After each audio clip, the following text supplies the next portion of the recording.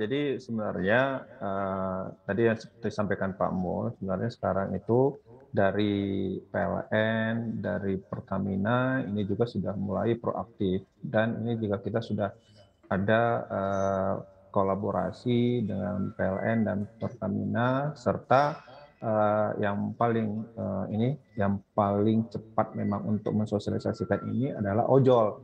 Nah, ojol yang ada di kita saat ini ya The Big Ojol itu sekarangnya sebenarnya sudah berkolaborasi dengan beberapa institusi baik itu dengan Pertamina maupun dengan tadi Mbak Iva sudah sampaikan juga dengan TBS gitu ya.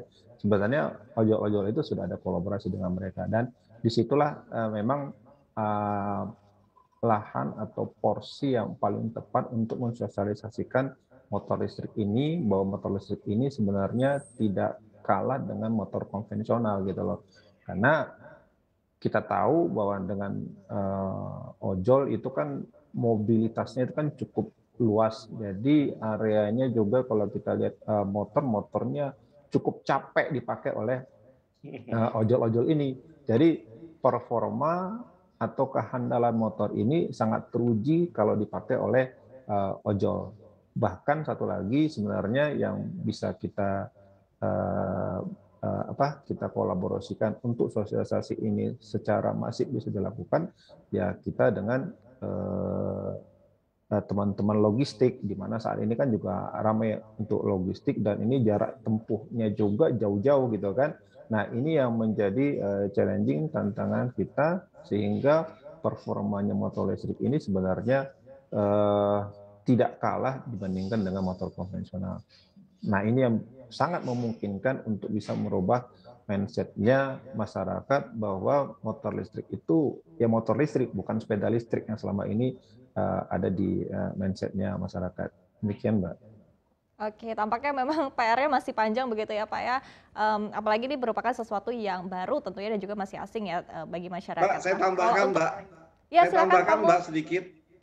Jadi Ya, kemarin kan silakan. kami dari Komisi 7 berkunjung ke laboratoriumnya Kementerian SDM, laboratorium EBT.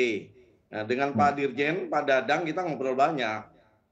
Kami berharap ya tugas edukasi dan sosialisasi motor listrik ini kita dorong Kementerian SDM, Pak Dirjen EBT ini, Pak Dadang.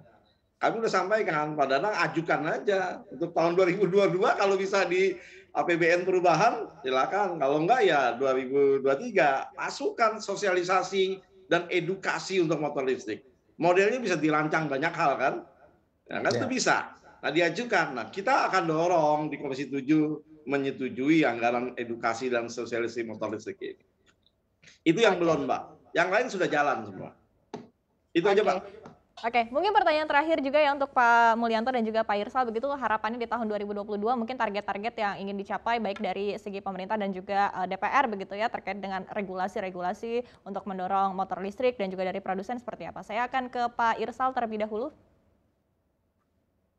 Ya, harapan kita ya sebenarnya tadi sudah disampaikan sama Pak Mul ya, Pak Mul ya sebenarnya bagaimana kita bisa mengedukasi masyarakat, bagaimana kita bisa mensosialisasikan ini ke masyarakat dan masyarakat tidak ragu lagi bahwa pakai motor listrik itu ya tidak susah dan sama dengan pakai motor konvensional dan ada di mana-mana bisa mengisi baterai di mana-mana bahkan di rumah juga tidak masalah bisa dipakai dengan tidak perlu harus nambah daya gitu kan dengan nambah daya bisa kita charging di rumah dan biayanya cukup murah. Kemudian kalau misalnya ada kerusakan, kita bisa gampang untuk memperbaikinya, bisa cuma telepon saja atau tempat after sales-nya juga sudah banyak ya, ada gitu kan. Ya, itu sih Mbak. Jadi support untuk itu yang sebenarnya yang sangat kita harapkan walaupun sekarang itu sudah mulai datang dari pemerintah.